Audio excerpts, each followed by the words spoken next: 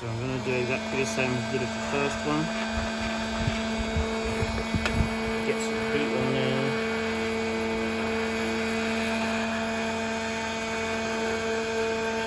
Fast forward this bit, it might take a fair while to heat up.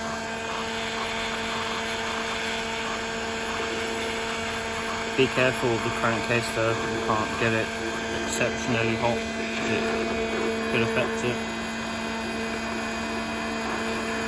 This bearing isn't as bad as the first bearing, but you know, if you're going to do one, you always do both.